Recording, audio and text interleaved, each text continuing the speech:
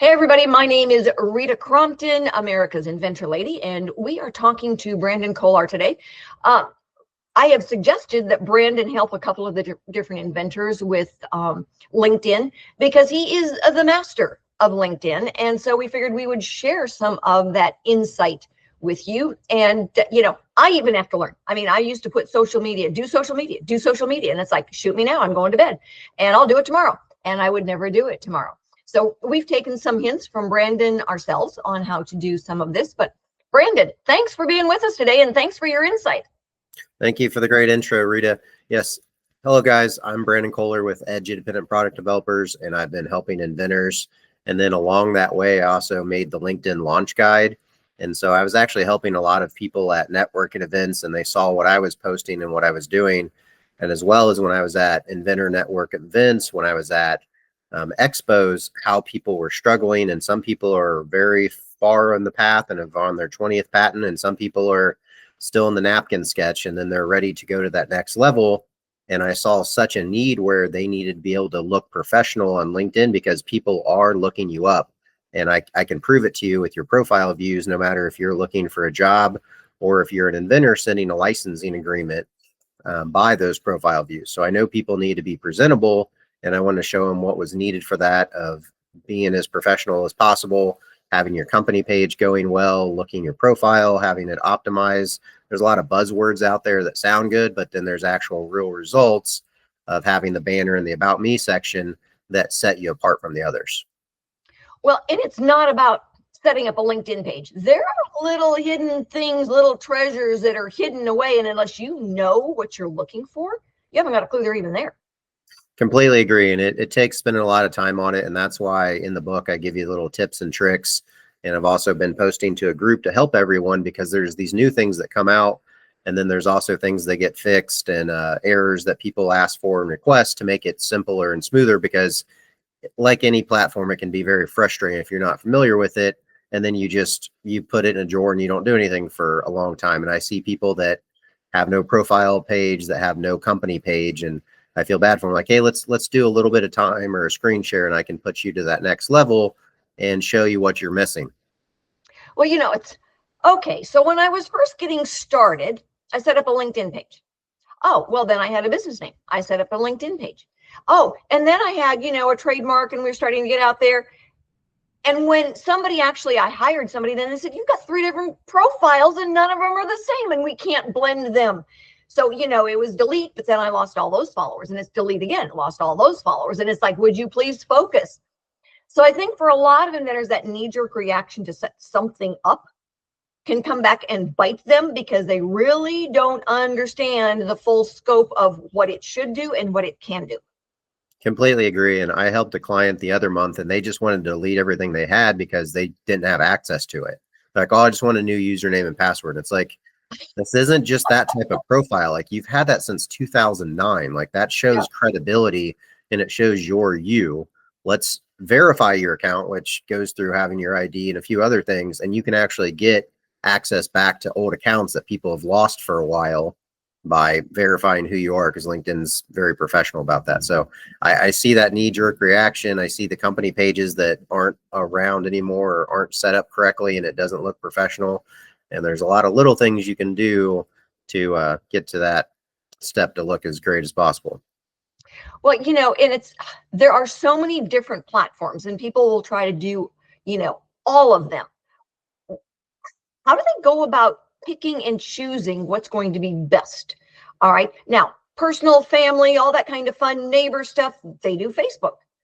But Facebook isn't necessarily for business. So how do you differentiate between your personal life and your business life, I guess, is a better question. And I like carrying on that, because the Facebook does do good for like comments and for reactions, so that you can start doing your reviews. And then there's also things for Instagram of like, oh, getting comments and is this cute, or would I want this? Well, that's almost like a small market survey of, hey, where can I buy this? And you can show that Jean Smith said that she would buy this if it was out there. So that's a useful way, which is then all things you can take towards LinkedIn and show, hey, here's real market research that this is getting comments, this is getting reactions, this is getting reviews, and people want to be able to buy it. So this is why I'm pursuing it, taking it to the next level. And then once you're even ready, because I've helped people with videos as well, we can put this on TikTok. We can put this on shorts and we can get even more reactions. And of course, you can try to go viral. But if this is still a fictional product or it's not real yet, you want to actually have it somewhat ready with a mailing list, the prototype, if where they can buy it. And then you're able to show that more on LinkedIn. You're able to do the blog post. You're able to do the articles. There's a lot of things that you can add to your favor. Yeah, I don't think a lot of people realize if you're trying to do a short, okay, and you do the short on YouTube Shorts. YouTube is the other big go-to. It's the largest TV station in the world. So, you know, you learn YouTube. But if you're if you're doing a short on YouTube, because they all want you to do the short on their channel, Mhm. you can't use it. TikTok won't take it. Is it not TikTok? Yeah, I think it's TikTok won't take it. One of them. They won't take the short you do on YouTube. So then you've got to learn the whole new technology on TikTok. Well, if you're using one button that changes your background on one platform, guess what? That button isn't even on the other one. So you've got to learn it all over again. It makes me crazy.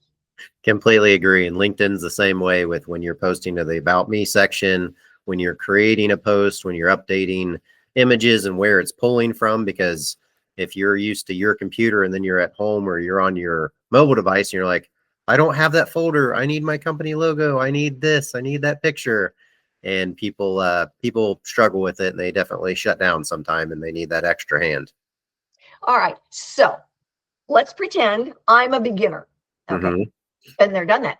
All right. So let's pretend like, you know, Brandon, all right, what do I do first with a LinkedIn account? So first, you want to also make sure that your name is correct. Like if you go by Gene or if you have your maiden name, you need to make sure that that's correct because you want people to be able to find you, especially if it's a common one. You might put your letter designations behind you if you have like a doctorate or a PhD or even like some facility managers have certain credentials behind their name that help specify them. And then always making sure that your state is correct in your city and state because there's people all over the country with similar names. And I tell people, I joke, there's 7 Brandon Kollars. So I really try to specify that I'm me, I'm from Indiana, and here's what I'm doing so that you, when you find me, you actually find me and it's the right person.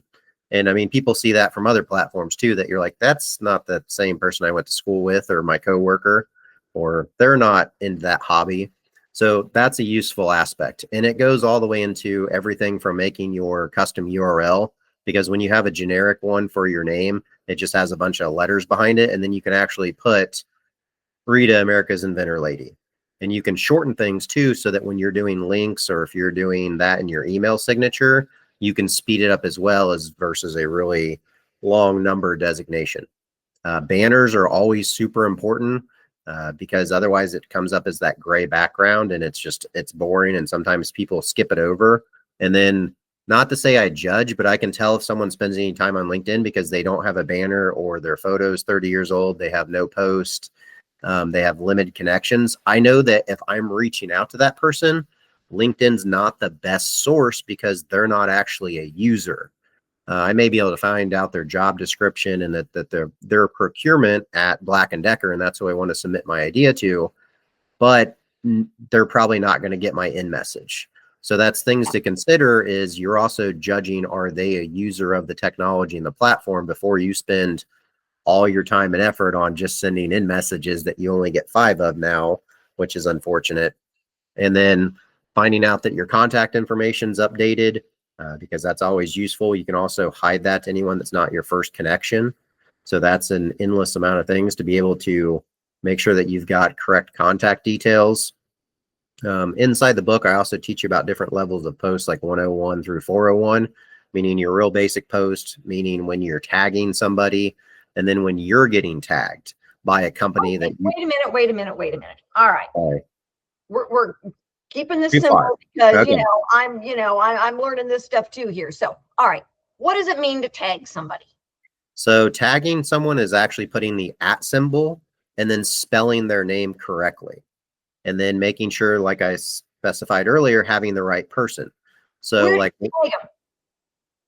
one more time. you can shoot them on the chest with an arrow. All right. So how do you tag them? How do you tag a person on LinkedIn? Is it worth doing a quick screen share, Rita? Okay. Okay. Not to sound silly, but am I doing that from my side or your side? It's me. It would be me. Okay. All right. So let me know when you can see my screen. Okay. Okay. So here's a post I had already started just to like help the viewers and tell people. So do you see how my post is in black highlighted right now? Yes. With your name? That's because I tagged you correctly. Okay. And so to teach people, like some people like the hashtag, well, that is a hashtag. That means nothing on LinkedIn for getting their attention. So if I post this right now, because your name is highlighted in black, or you see the post where it's blue, you would actually get a notification that I tagged you in a post. Does that make sense? Yes. So people all the time, I see posts where people just put people's name. It means nothing. It doesn't do anything. The hashtag's not going to get their attention. You actually have to type in the @ symbol and then look for the correct person. You popped up first because we've communicated and the algorithms know that we know each other and that I've actually worked with you before. But I mean, look at all the different results of what it thought I may have wanted. Mm-hmm. So one of the cheats for that is to also go follow the person first and like them. So also in this post, I'm talking about Invent America, and we'll talk about your show for the YouTube. So this wouldn't have worked previously if I didn't actually look it up, and I had to actually type in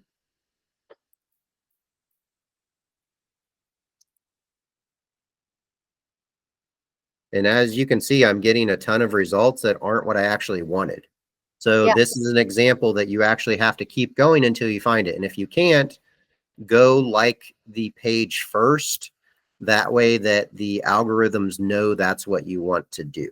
So you have to type the @ everybody to actually get it to do correctly.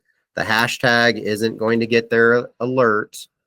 And then when you see posts are done correctly, they're actually blue.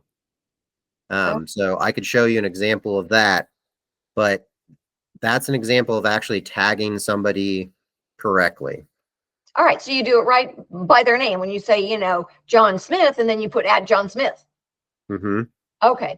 And to cheat, the trick, go follow them first or make sure they're a connection first so that they pop up first in your results if it's a very popular name. Or I was helping someone this morning with a resume and they had the wrong company name. They had an LTD, and I'm like, that's not your company. You have 2 workers and 2 followers, and your real company has 1,700 people. And they're like, I had no idea. I didn't even work for the right company. Okay, eye opener there. Yeah.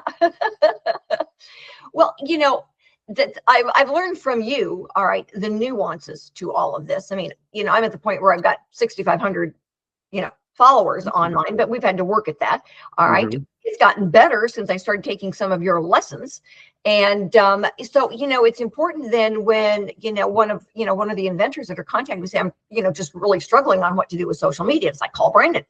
And I know a couple of them. And it's worked. There's been people who have reached out. There's been people that bought the books. And then the inventors, I've also been giving them like a half hour of my time just to tutor them and get them through the ropes. And so that's been successful for them as well. And that's also an option on the website, is buying a block of time for either your professional page or your personal page. So we've got the premium account, and there's a lot of inventors that don't have that yet. What's the advantage? I mean, I know what the advantage is because we use it every darn day. But what is the advantage of having a premium account, especially once you're not just getting started anymore, but you're really trying to now grow the business? I would tell people to take a few weeks or months of doing on the normal account and actually getting your profile up to snuff first and making it look good before you're paying the $80 a month for the premium account. It does look good to have that orange badge next to you that you're a premium member. And then if you are trying to reach out to people right away, you do need the premium account so that you actually have more in-mail messages. And for someone that doesn't know what that means, when you're sending a connection for the first time, you can send a note with it to say, hey, we met at this network luncheon, or we met at the booth at the ISA show, et cetera, et cetera. You only get 5 of those a month now.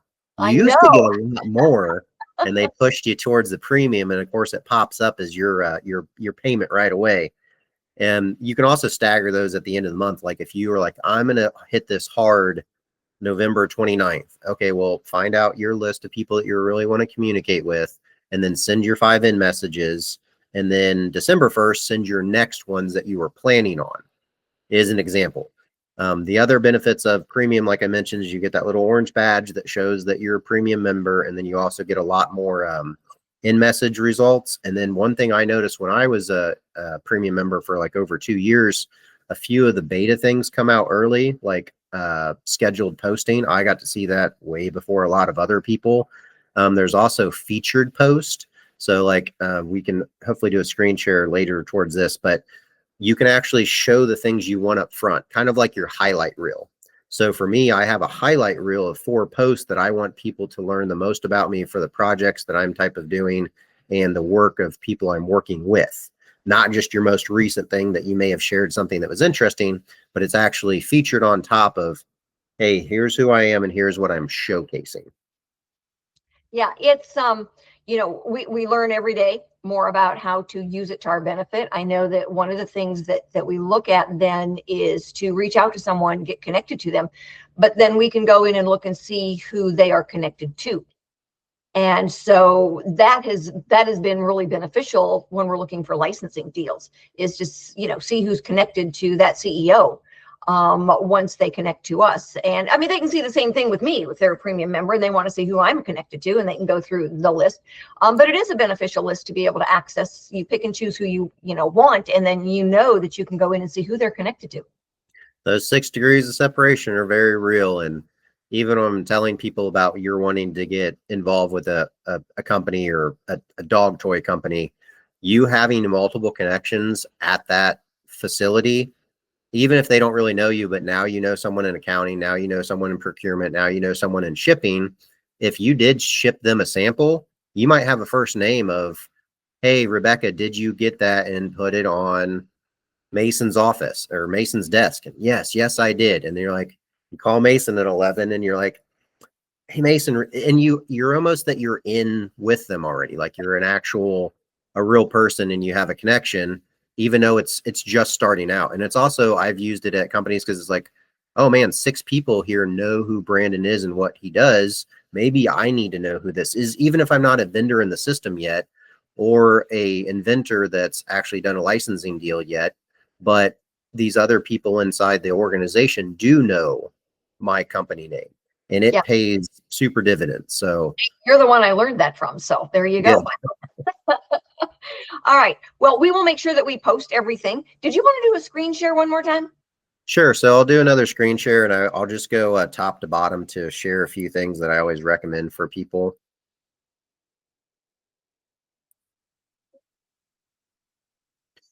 So this is something that I had already started. So I was on my personal company page. I had thanked you by doing the @ symbol correctly, right? Mm-hmm. And then I was saying thanks for the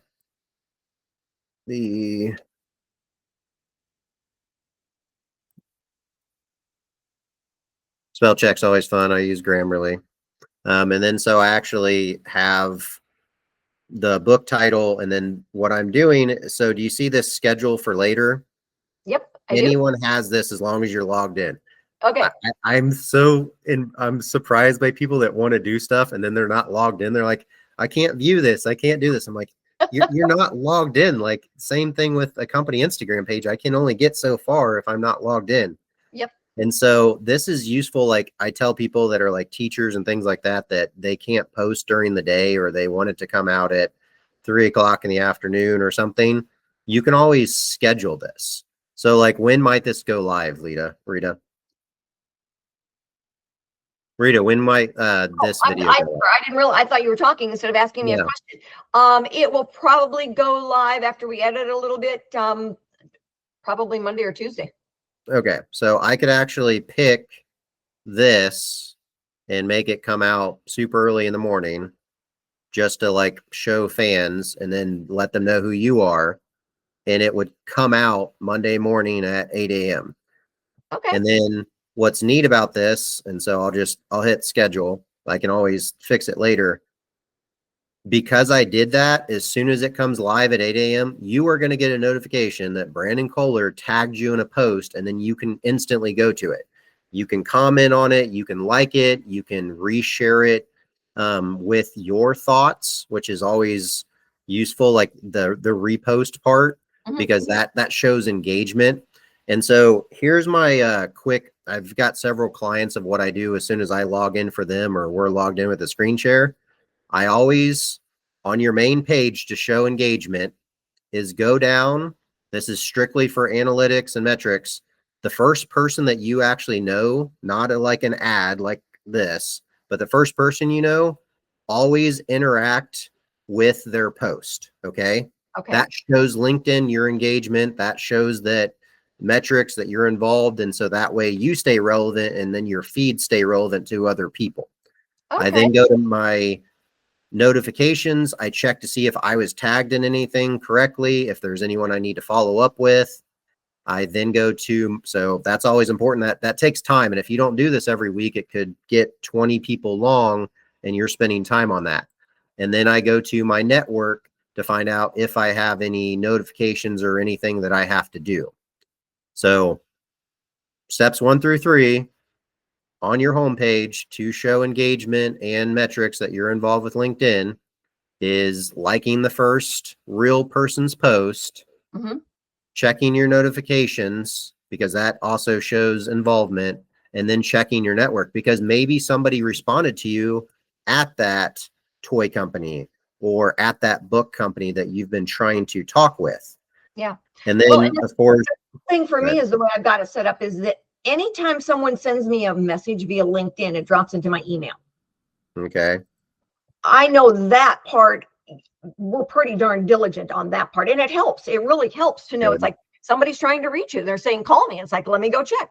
And so that has been a really good connection in our system that we made. And it was because, somebody was telling us what to do. And so we are always grateful for your insight. And we will post your book, send me a picture, and that way we can get it out there. And we will share everything on LinkedIn, YouTube, and on our website. All right. I greatly appreciate it, Rita, and thank you for the time. And absolutely. And you know what? Have a very happy Thanksgiving. Likewise. Do you want the Thanksgiving joke? Okay. Yes. Why did the turkey cross the road? I don't know. Tell us. To prove he wasn't a chicken. There you go. There you go. Thanks everyone for joining us today. We will be back next week with more stories on getting products from mind to market. We will have new inventors and industry experts. So join us and have a wonderful week.